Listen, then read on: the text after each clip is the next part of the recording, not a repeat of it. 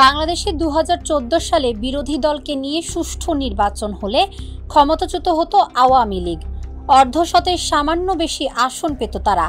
আর যদি 2018 সালে রাতের ভোটের বদলে সুষ্ঠু ভোট হতো তাহলে আওয়ামী লীগের অবস্থা হতো আরও করুণ। 50-এর নিচে নেমে আসতো তাদের সংসদ সদস্যের সংখ্যা। এমনই চমকপ্রদ তথ্য পাওয়া গেছে পুলিশের গোয়েন্দা শাখার রিপোর্টে। 2014 ও 2018 সালের সংসদ নির্বাচনের আগে ভাগে তৈরি এই রিপোর্ট এখনও ফাইলবন্দি হয়ে পড়ে আছে পুলিশের কাছে।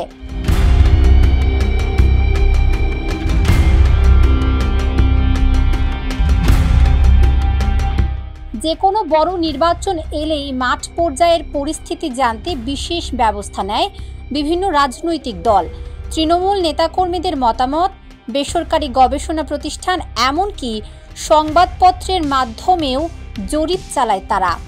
এক্ষেত্রে ক্ষমতাসীন দলের অ্যাডভান্টেজ বেশি। নিজ দলের কর্মী কিংবা বেসরকারি কোনো সংস্থা ছাড়াও সরকারি গোয়েন্দা সংস্থার সহযোগিতা নেয় তারা। নির্বাচনের আগে সবগুলো গোয়েন্দা সংস্থাই নিজস্ব কায়দায় জনমত জরিপ চালায়।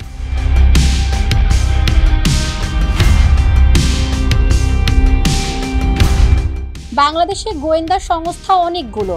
এর মধ্যে তথ্য সংগ্রহে সবচেয়ে শক্তিশালী পুলিশের বিশেষ শাখা বা এসবি।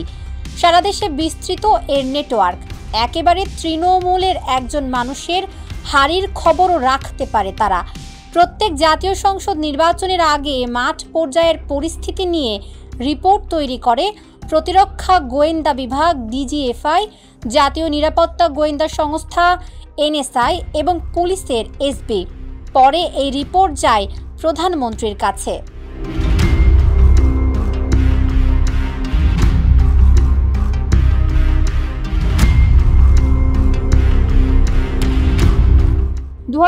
সালের নির্বাচনের আগেও পুলিশের এসবি এমন রিপোর্ট তৈরি করেছিল। তাদের হিসাবে সেবার বিএনপি জামায়াত জোট নির্বাচনে অংশ নিলে আওয়ামী লীগ পেত 62 আসন। কারণ ক্ষমতাসীন হয়েই দুর্নীতিতে জড়িয়ে পড়েন আওয়ামী লীগের অনেক নেতা। অনেক সংসদ সদস্য হয়ে যান নিজ এলাকার অপরাধীদের গডফাদার।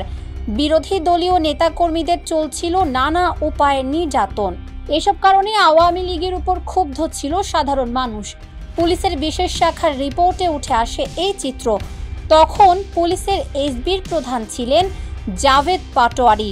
নিজের দপ্তরের এই রিপোর্ট প্রধানমন্ত্রীর কাছে পাঠাতে ভয় পেয়েছিলেন তিনি।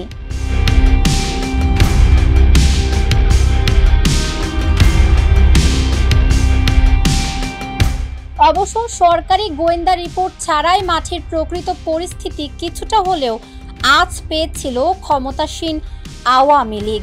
সুষ্ঠু নির্বাচনে ক্ষমতায় যাওয়া কঠিন বলে মনে করেছিল তারা। কারণ বিএনপি ও জামায়াতের ভোট যোগ হলে এই জোট সংখ্যাগরিষ্ঠতা পেয়ে যাবে। বিএনপি জামায়াত জোট সেবার নির্বাচন বর্জন করলেও আওয়ামী লীগের ভয় কাটেনি। বিরোধী দলের নেতারা স্বতন্ত্র নির্বাচন করে আওয়ামী লীগকে বেকায়দায় ফেলতে পারে, এই ভয় ছিল তাদের। এ কারণেই নিরাপদ থাকার জন্য 153টি আসনে বিনা প্রতিদ্বন্দ্বিতায় নিজেদের সংসদ সদস্য নির্বাচনের ব্যবস্থা করা হয়েছিল।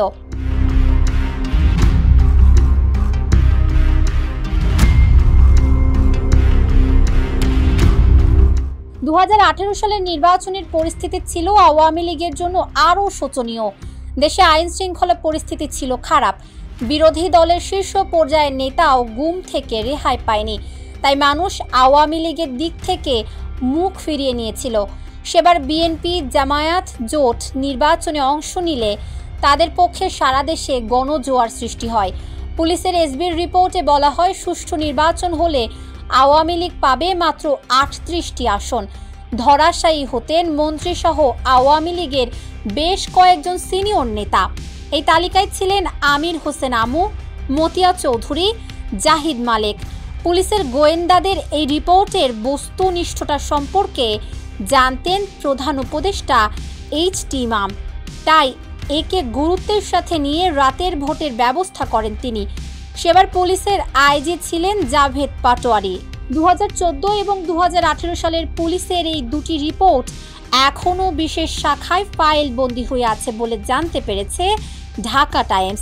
সে সময় যেসব সিনিয়র পুলিশ কর্মকর্তা এই রিপোর্ট প্রণয়নে যুক্ত ছিলেন তাদের অনেকেই এখনও নিজেদের মধ্যে এ নিয়ে আলাপ করেন।